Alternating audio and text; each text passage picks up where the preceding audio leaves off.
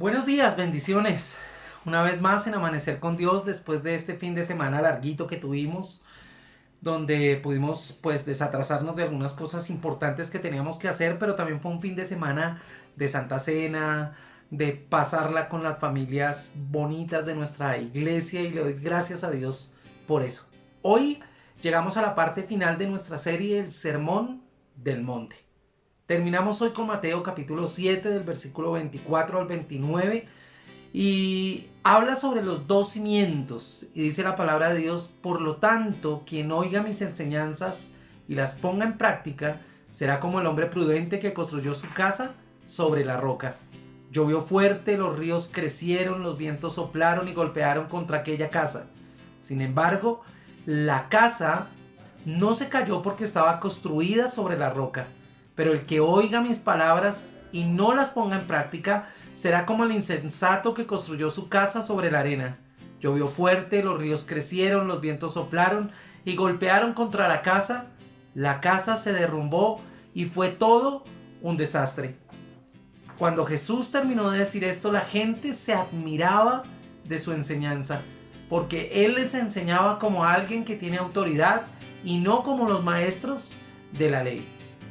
Yo creo que es uno de los mensajes más importantes del Sermón del Monte, porque habla sobre todo lo que la doctrina que había dado en este capítulo 5, capítulo 6 y ahora en el capítulo 7, de lo importante que es que esa palabra se convierta en el fundamento de nuestra vida cristiana, que se convierta en las bases de una vida sólida de carácter en Dios. Y el cimiento, en términos de arquitectura, es la parte del edificio que está pues abajo de la tierra y sobre la cual descansa toda la estructura de un edificio o de una construcción.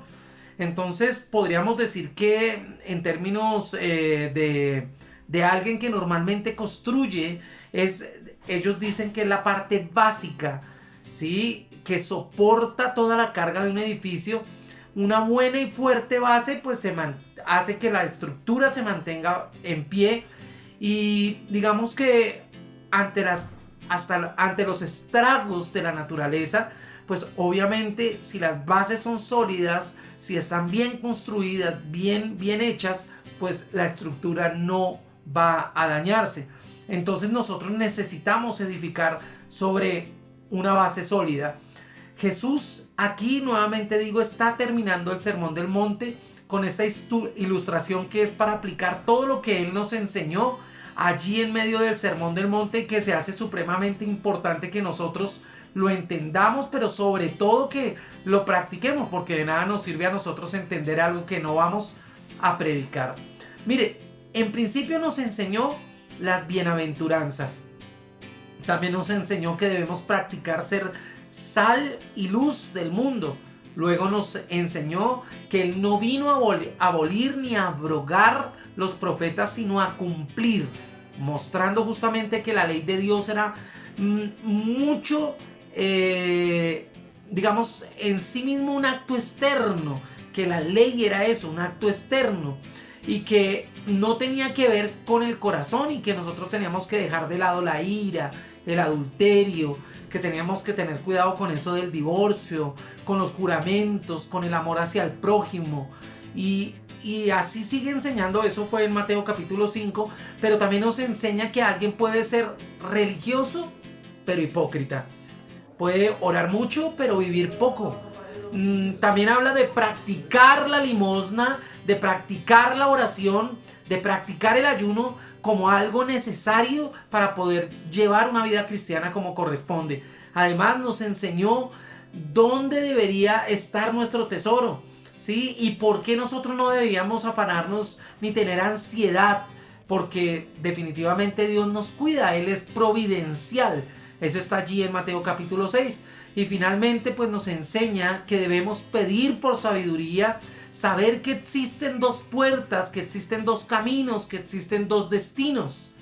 Y además debemos aprender a discernir entre los falsos y los verdaderos profetas.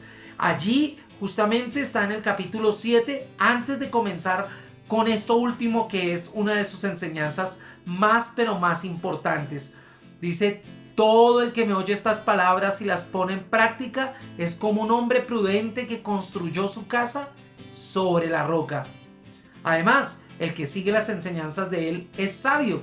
Mire que un hombre que practica la palabra de Dios y es sensato, en primer lugar, es un hombre que tiene deseos de conocer a Dios. Después podríamos decir que el hombre sensato es un hombre que conoce lo peligroso de su corazón, porque más engañoso que todas las cosas es el corazón del hombre. Tercero, el hombre sensato practica su fe, no es solamente de palabra, él tiene la esperanza, él sabe que lo que Dios promete se cumple y que las cosas mejores están por venir, porque además que el fruto del Espíritu Santo tiene que ver con amor, con gozo, con paz, con paciencia, con benignidad, con bondad, con fe, con mansedumbre, e inclusive con templanza, y dice, contra tales cosas no hay ley.